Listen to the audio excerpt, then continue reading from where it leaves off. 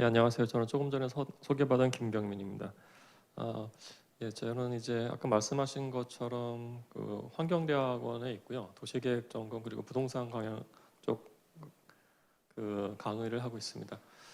사실 제 백그라운드 약간 설명을 드리면은 저는 과거에 그 실리콘밸리에서 소프트웨어 엔지니어로 좀 일을 하고요.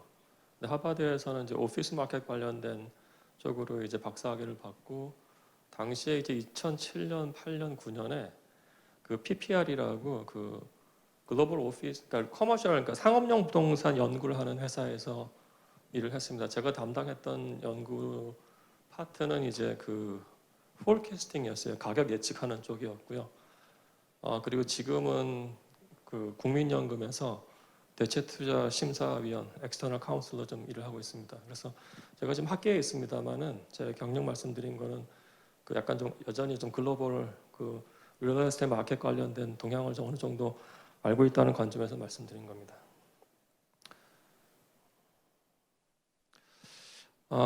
예, 그건 다 아시겠습니다만은 2020년 이제 글로벌 팬데믹 나타난 다음에 그 이 부동산 시장에 굉장히 큰 영향을 미쳤습니다. 특히 이제 뭐 예를 들어서 뭐 다 아시겠습니다만은 유럽에 있는 도시들 같은 경우에 완전히 락다운 돼가지고 도시 자체가 이제 봉쇄되기도 했었고요. 그러면서 이제 사람들이 밖에서 뭐 식사도 꺼리고 대면 접촉 같은 것들을 피하면서 부동산 유형 중에서 이제 그 리테일 사이드가 굉장히 크게 그 타격을 받습니다. 우리가 부동산 유형은 크게 네 가지로 나뉩니다. 첫 번째가 이제 우리가 살고 있는 레지던셜 주택이고요. 그리고 두 번째가 이제 오피스 빌딩입니다. 근무하는 곳이요. 그리고 세 번째가 그 리테일 상업시설이라고 보시면 될 것 같고 네 번째 유형이 이제 인더스트리얼 산업용 부동산입니다. 근데 그 산업용 부동산에는 크게 공장하고요, 물류 창고가 존재를 합니다. 근데 이 네 가지 유형 중에서 아까 말씀드린 것처럼 그 리테일 상업용 부동산이 가장 크게 타격을 받았고요. 그다음에 두 번째로 타격받은 부분은 사실은 오피스 시장입니다. 왜냐하면 사람들이 대면을 좀 꺼려하면서 그러니까 비대면 출근, 온라인 워킹 같은 것들이 일어나면서 이제 오피스 마켓이 좀 타격을 받았습니다. 또한 그 작년 초반까지만 하더라도 이제 많은 사람들이 실직도 하게 됐고 또 수입이 감소됐기 때문에 주택 시장 역시 그 큰 타격을 받았고요. 이 네 가지 유형 중에서 가장 큰 위너는 그 온라인 쇼핑이 활용되면서 그 물류 창고가 있는 그 산업용 부지입니다. 인더스트리얼 프로퍼티가 됩니다. 죄송합니다. 이걸 잘 안 들고 있었네요. 예. 그런데 이제 작년 중반부터 이제 굉장히 좀 상황이 바뀌기 시작을 합니다. 그 기록적인 이자율 인하로 인해 가지고 그 리퀴디티, 그러니까 상당한 유동성이 마켓에 공급이 됐고요. 근데 이것이 이제 그 주택 시장을 아주 뜨겁게 달아오르게 됩니다. 그래서 죄송합니다. 예, 그 뭐 예를 들어서 이 기사에 나온 것처럼 이제 뉴욕이나 뭐 런던 같은 경우에 그 뉴욕 맨하탄 마켓이 굉장히 침체되어 있다가 작년 후반 그리고 올해부터 굉장히 빠르게 그 회복되는 것을 볼 수가 있고요. 런던 또한 마찬가지입니다. 그리고 한국 역시 그 굉장히 빠르게 그 부동산 주택 시장이 좀 좋아졌는데요.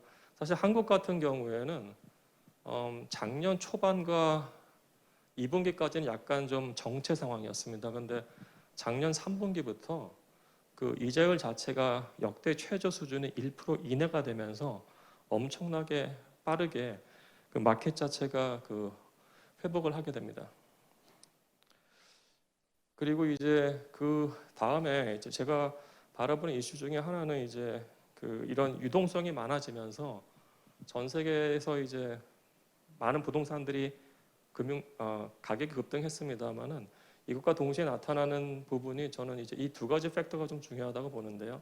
유동성 확대로 인한 인플레이션이 굉장히 크게 나타나고 있습니다. 그리고 이 인플레이션을 어떻게 하면 억제할까에 대해서 많은 그 중앙 정부의 이제 은행들이 기준금리 베이스 레이트를 이제 올리려는 그런 시도를 하고 있습니다. 그래서 제가 봤을 때 이 두 개의 흐름, 인플레이션하고 그 다음에 이제 그 기준금리로 인한 국고채의 그 이자율의 그 두 흐름 중에서 어떤 것이 더 파워풀한가에 따라서 이 이후에 그 부동산 시장의 그 변화가 좀 있을 거라고 봅니다. 근데 이제 인플레이션 같은 경우에는 부동산 시장에 사실은 굉장히 파저티브한 역할을 끼칩니다. 그러니까 인플레이션이 오면은 부동산의 해칩니다. 이거는 이제 뭐 몇십 년 동안 나타난 그 부동산 연구에서 나오는 결과고요. 뭐 예를 들어서 그 인플레이션이 온다고 했을 때 우리가 지난 여름 이전만 하더라도 원자재 값, 특히 철강 값이 굉장히 많이 올랐다는 뉴스를 듣고 있었거든요. 그렇게 본다고 하면 신축 건물의 경우에 굉장히 빠르게 또 높게 그 가격이 올라가게 됩니다. 그래서 이 원자재 가격이 올라간다고 하면은 신축 가격이 올라갈 수밖에 없고요.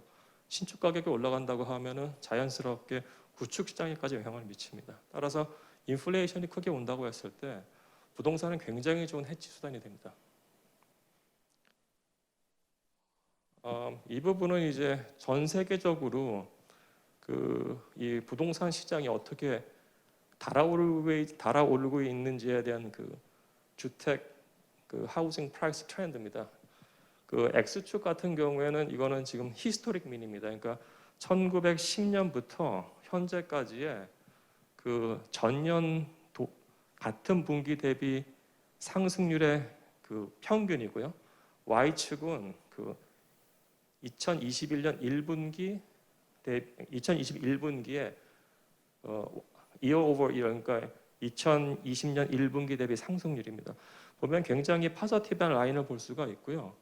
여기서 보면은 OECD 평균 같은 경우가 지금 대략 그 한 8% 정도가 나옵니다.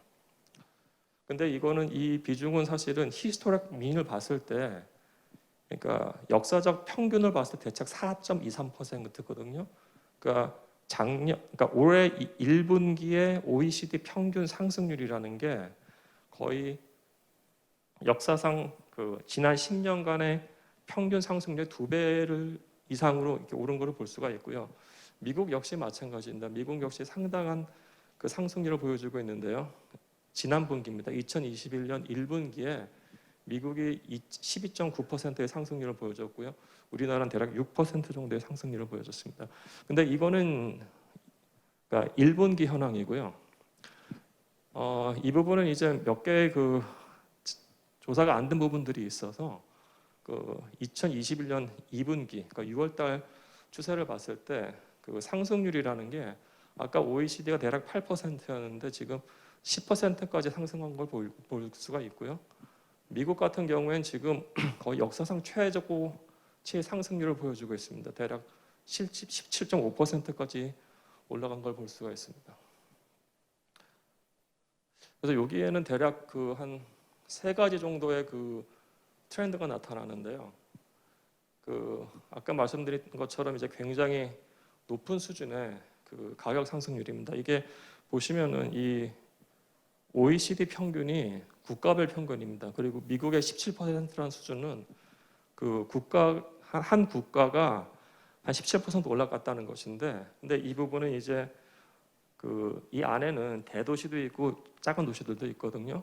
그렇다고 하면 대도시 같은 경우에는 좀 더 많은 수요가 있기 때문에 이 대도시의 주택 가격 상승률이라는 게 더 엄청나게 크다는 것을 좀 암시하고 있습니다.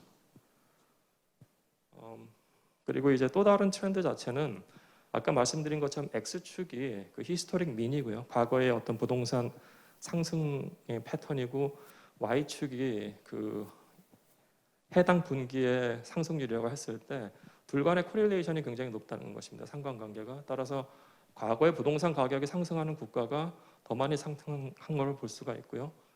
그 다음에 이제 아까 말씀하신 것처럼 여전히 과거의 평균 상승률보다 엄청나게 높은 상승률을 지금 기록하고 있다는 것입니다. 사실 저도 준비를 하면서 이게 굉장히 깜짝 놀랐는데요. 사실 이 그래프 자체는 미국의 그러니까 year over year 상승률입니다. 그러니까 전년 대비 상승률인데요. 그러니까 2분기가 17%입니다. 근데 이 부분은 그 과거보다 가장 높은 수치고요. 그러니까 2021년 이전까지 했을 때 가장 높은 수치는 1979년에 14.5%입니다. 따라서 미국에서 그 국가 수준에서의 부동산 폭등이라는 것은 지금 상당한 수준입니다.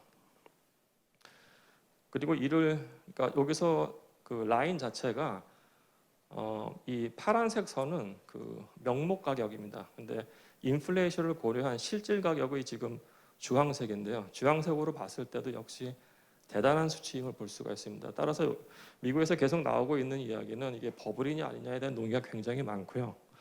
저는 개인적으로 좀 버블이 아닌가라는 생각을 좀 하고 있습니다. 그리고 이 부분은 이제 아까 말씀드린 것처럼 이제 그 인플레이션과 가격과의 관계인데요. 보시면 인플레이션이 높은 국가일수록 가격이 많이 오르는 것을 볼 수는 있습니다. 이 부분부터는 이제 그 커머셜, 그러니까 상업용 부동산 쪽에 대해서 말씀을 드리면은 아까 말씀드린 것처럼 크게 커머셜은 그 리테일 그리고 오피스 그다음에 산업용, 특히 이제 물류 창고라고 보실 수 있을 것 같은데 그 세 가지로 봤을 때 여기서 나타나는 트렌드는 이제 오프라인 리테일입니다. 온라인 리테일이 아니고요. 오프라인 리테일 상업 시설이 포션이 굉장히 작아지는 걸 볼 수 있습니다.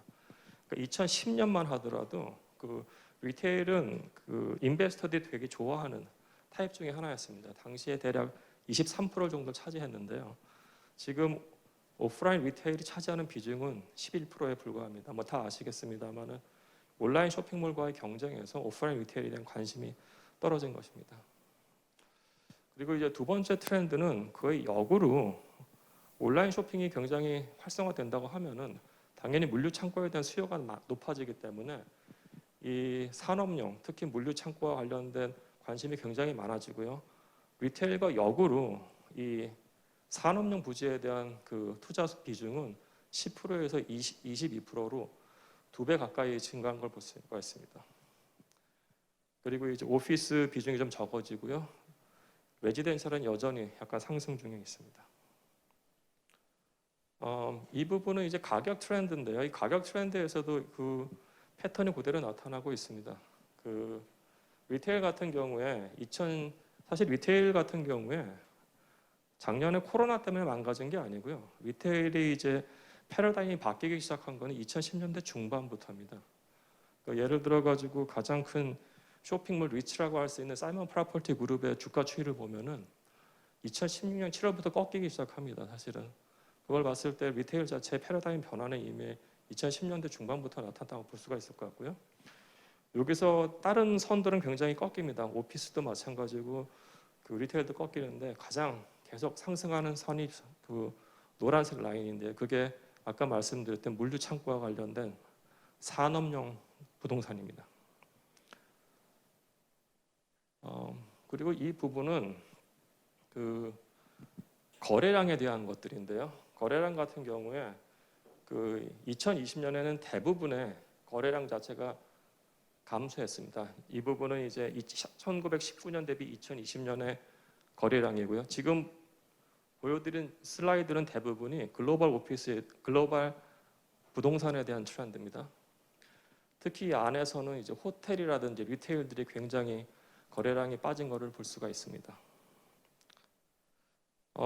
이 부분은 이제 그 2021년 1분기의 트렌드인데요. 지난 슬라이드랑 비교를 했을 때 그 감소폭이 굉장히 작아진 것을 볼 수가 있고요. 다만 이제 여기서 이 산업용 부지라든지 아니면은 우리가 토지를 확보하는 거 여기 안에서 이제 랜드 트랜잭션이 잡히는데 이것 자체가 증가한 것을 볼 수가 있습니다. 이 부분은 아까 말씀드린 것과 마찬가지로 이제 이 산업용 부지가 계속 핫하다는 것에 대한 그래프고요. 여기서 이제 중요한 건 왼쪽은 사실 부동산에서 일드입니다. 일드라는 거는 분자가 그냥 임대료의 총합이라고 보시면 되고요. 분모 자체는 가격입니다. 따라서 이 일드 선이 떨어지고 있다는 것은 어떤 걸 뜻하냐면은 그 분자인 임대료가 고정됐다고 했을 때 가격이 오르는 겁니다. 그래서 부동산 쪽에서는 일드가 떨어지는 것 자체가 굉장히 좋은 신호라고 볼 수가 있고요. 여기서 빨간색이 그 인더스트리얼 프로퍼티입니다. 과거랑 비교했을 때 이 산업용 부동산 같은 경우에는 일드 자체가 다른 것보다 높았어요. 그러니까 가격이 더 저렴했습니다. 근데 그 일드 자체가 다른 오피스라든지 아니면 리테일과 비슷하게 수렴했다는 거는 이 산업용 그 부동산에 대한 수요가 많아지면서 가격이 굉장히 급등했다는 것을 알려줍니다. 같은 그래프고요. 그 다만 이제 여기서 오른쪽 그 피겨 23이라고 나온 부분을 보시면은 이제 그 맨 왼쪽에 있는 산업용 부지에 계속 많은 돈들이 투자되는 것을 볼 수가 있습니다. 그래서 여태까지는 이제 제가 글로벌 오피스, 글로벌 상업용 부동산에 대한 말씀을 드린 거고요. 여기서는 아까 말씀드린 것 같이 계속 이 인플레이션하고 그 다음에 이제 금리 같은 것들이 이제 굉장히 큰 영향을 미칠 것이고요. 여기서 이제 좀 더 이제 하우징 주택 사이드로 들어간다고 했을 때, 이 둘 간의 관계가 저는 계속 큰 관심이 될 것 같습니다. 이거는 단순히 우리나라뿐만 아니고 미국이라든지 아니면 글로벌 그 마켓에서도 가장 관심 있게 바라보는 부분이라고 봅니다. 이 하우징과 이제 그러니까 LIT는 롱텀 인트레스트 레이트인데요. 이거는 그 금리라고 보시면 될 것 같습니다. 따라서 많은 연구 같은 것들이 이 기준금리가 오른다고 했을 때 요구되는 부동산 투자 수익률이 올라갈 수밖에 없습니다. 즉 정리를 하자면은요, 부동산은 사실 위험 자산입니다. 위험 자산이기 때문에 무위험 자산인 국고채 수익률보다 높아야 됩니다. 따라서 기준금리가 올라간다고 했을 때 그 뭐 10년 국고채라든지 이거 같이 올라가기 때문에 부동산 수익률은 올라가는 게 맞습니다. 아까 말씀드린 것처럼 부동산의 수익률이라는 거는 그 분모의 부동산 가격이 있기 때문에 수익률이 올라간다는 것은 부동산 가격이 떨어진다는 걸 뜻합니다. 따라서 대부분의 그 연구에서 나타나는 것들은 기준금리 상승으로 인해서 부동산의 수익률이 올라가게 됩니다. 그럼 부동산의 수익률이 올라간다는 것은 부동산의 가격을 떨어지는 것이기 때문에 이것이 이제 장기적으로 봤을 때는 반드시 나타나는 트렌드입니다. 다만 여기서 예를 들어 가지고 지난번에 이제 한국은행에서 기준금리를 0.5에서 0.75로 올렸잖아요. 근데 아직 마켓 자체가 두 가지 패턴을 나타나는데요. 첫 번째는 거래량이 줄었습니다.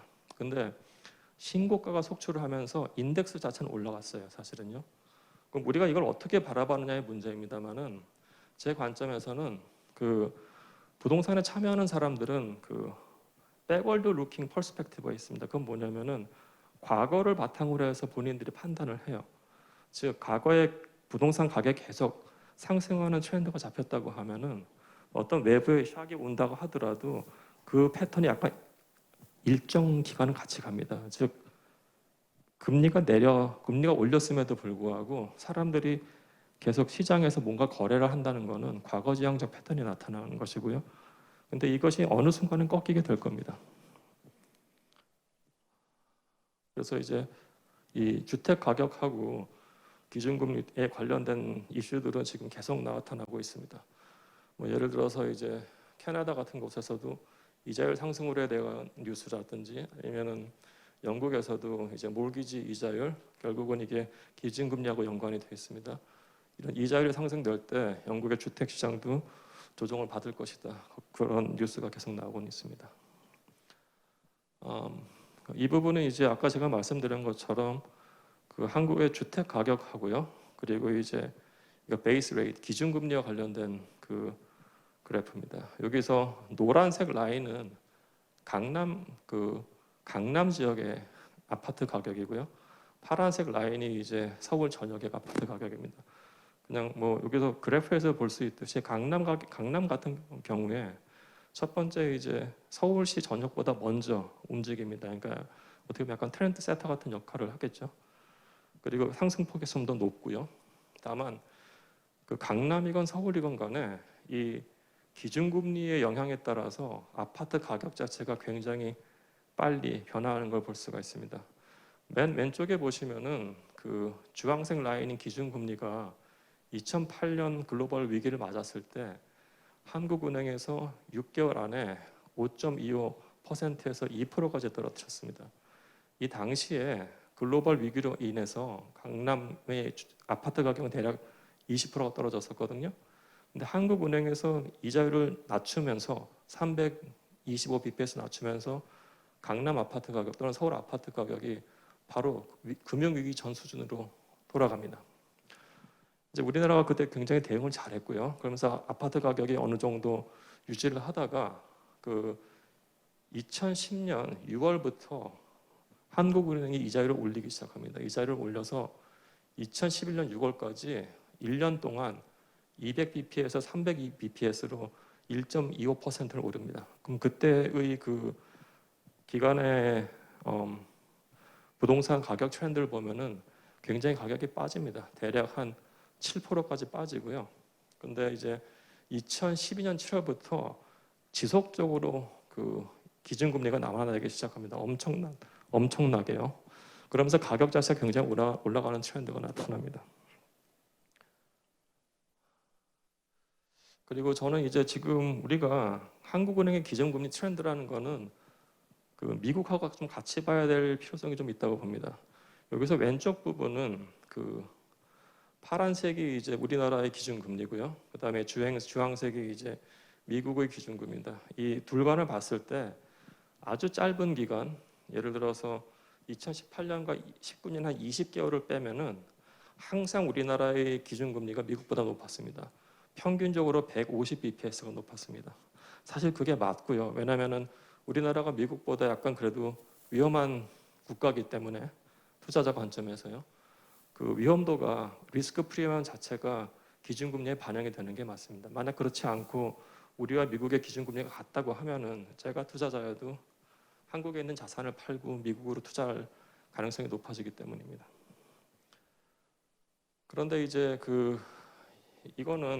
이 슬라이드는 그 지난번 9월달에 미국 연준에서의 그 FOMC입니다. 보시면 저도 이거 보다가 약간 깜짝 놀랐는데요. 18명 중에 8명이 그 2024년에 금리 자체의 적정하다고 본 게 2%가 넘습니다. 그리고 장기적 관점에 봤을 때 금리 수준을 2.5%라고 보고 있습니다. 따라서 연준에서 지속적으로 아마 올해 테이퍼링이 끝나고 내년부터 기준금리를 올린다고 하면은 굉장히 빨리 올릴 수가 있습니다. 우리가 그때 그전 슬라이드에서 제가 한국하고 미국하고 그 기준금리 차이가 역전되는 걸 봤을 때 미국의 기준금리를 굉장히 빨리 올렸는데 한은에서 그만큼 빨리 올리지를 못했어요. 제가 봤을 때는 지금 한은에서 7월 달에 올리고 11월 달에 올린다는 사인 자체는 미국 기준금리 오는 거 맞춰서 아마 미리부터 이렇게 준비를 하고 있는 거 아닌가 그렇게 생각을 하고 있습니다. 지금부터는 이제 그 하우징 마켓에 대해서 좀 말씀을 드리겠습니다. 제가 아까 말씀드린 것처럼 저는 소프트웨어 엔지니어여서 이 데이터를 갖고 몇 개를 좀 봤어요.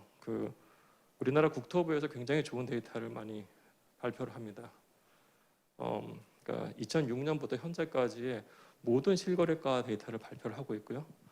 그걸 발표했을 때 이 서울에서 여러 가지 트렌드가 잡히는데요. 첫 번째는 이제 그 부동산 서울 같은 경우에요. 부동산 가격이 과거와 완전히 다른 마켓이 형성이 됐습니다.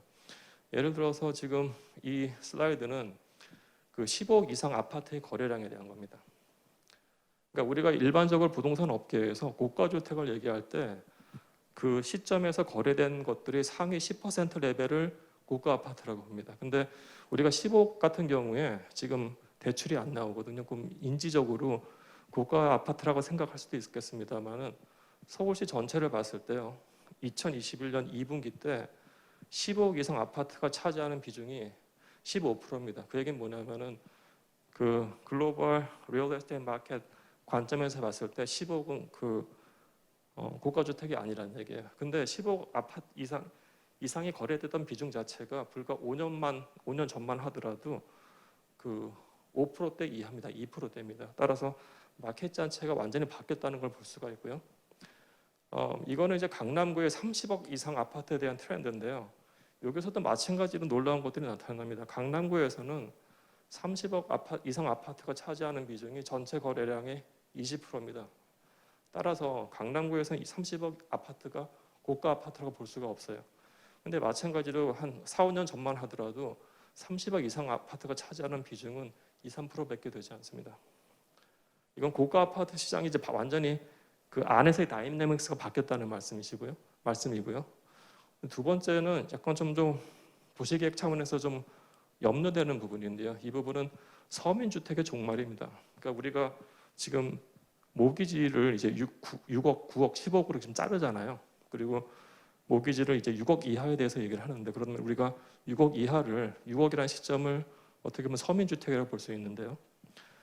6억 이하의 거래량을 봤을 때 그 서울 전체로 보면은 과거에 대략 90% 이상이었어요. 근데 현 시점에서는 이게 40% 이하입니다.